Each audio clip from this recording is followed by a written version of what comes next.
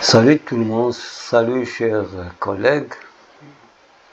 Notre exercice consiste à démontrer que 1 plus 1 sur x à la puissance n, facteur de 1 plus 1 sur y à la puissance n, est supérieur ou égal à 1 plus 2 à la puissance n, le tout au carré.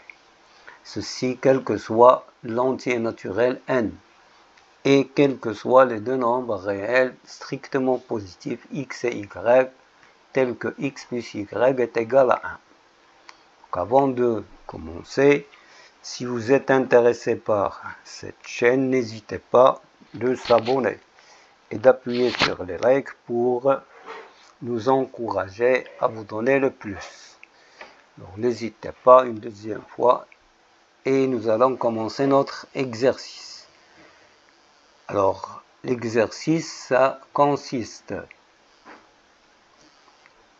Alors, tout d'abord, remarquons que la relation x plus 1 égale à y, ça peut donner le y en fonction de x.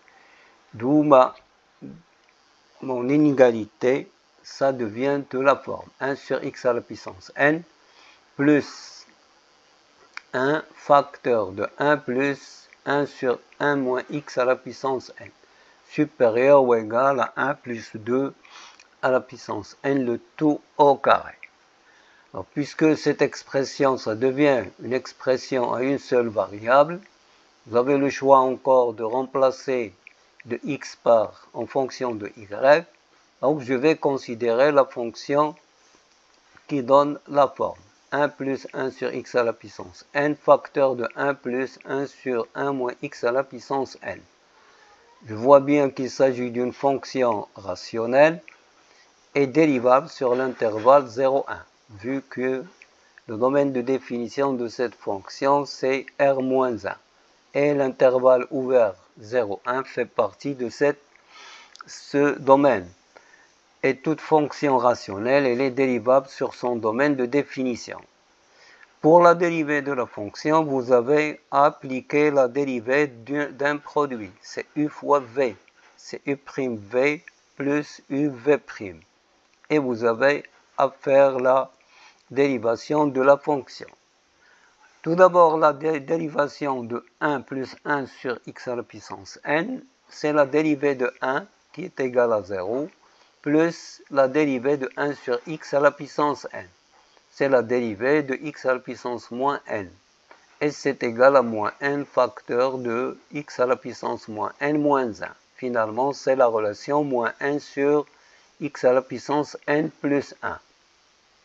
La même chose pour la deuxième, j'applique la même formule, la dérivée de 1 c'est 0, la dérivée de 1 sur 1 moins x à la puissance n c'est 1 moins x à la puissance moins n prime, et ça va vous donner le moins n facteur de 1 moins x prime fois 1 moins x à la puissance moins n moins 1. La dérivée de 1 moins x est moins 1, donc vous avez moins 1 avec moins 1, ça vous donne le n sur 1 moins x à la puissance n plus 1. D'où ma fonction dérivée, ça prend la forme suivante. Alors remarquons la factorisation par n et vous avez la relation. Alors la relation, vous avez 1 fois 1 sur 1 moins x à la puissance n plus 1, moins 1 sur x à la puissance n plus 1, donc pour le premier terme des deux membres, plus encore ce qui reste. C'est le nombre, une factorisation par x facteur de 1 moins x à la puissance n plus 1. Alors dans ce cas, vous avez le nombre qui va se découler de la relation. Donc là, faites les calculs et vous avez la relation devant vous. Alors si je tiens compte de la relation, je peux avoir le facteur commun, c'est n, sur x à la puissance n plus 1, facteur de 1 moins x à la puissance n plus 1.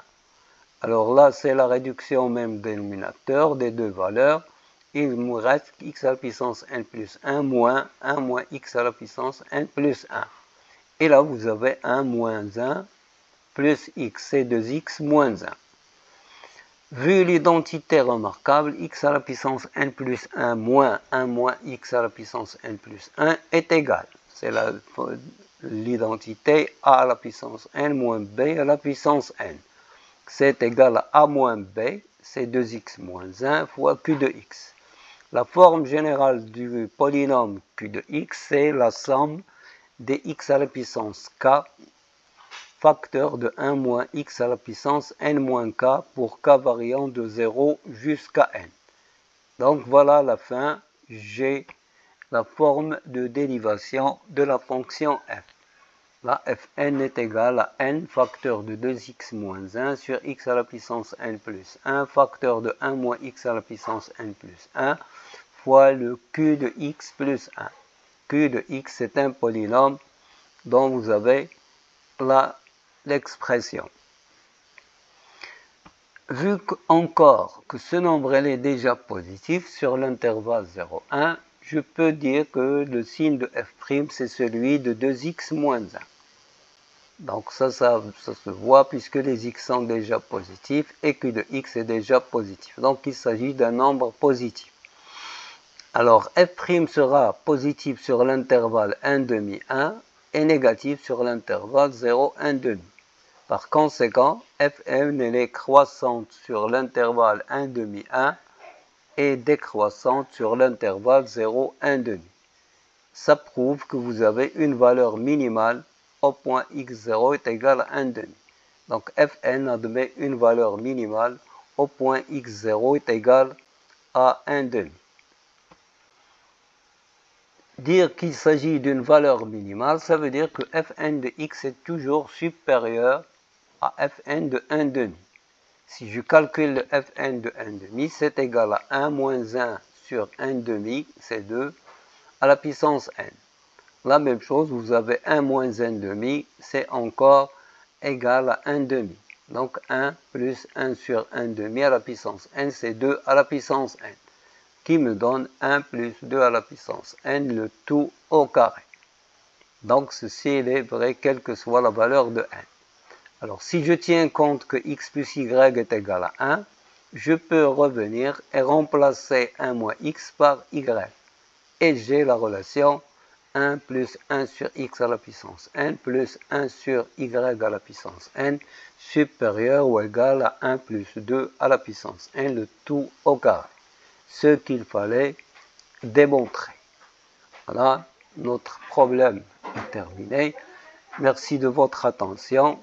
J'espère que vous avez bien assimilé et suivi la correction de cet exercice et vous avez vu l'idée qui m'a permis de démontrer cette inégalité. Merci encore une deuxième fois et à la prochaine. Avant de nous quitter, n'hésitez pas d'appuyer les likes et laisser vos commentaires si vous en avez bien sûr.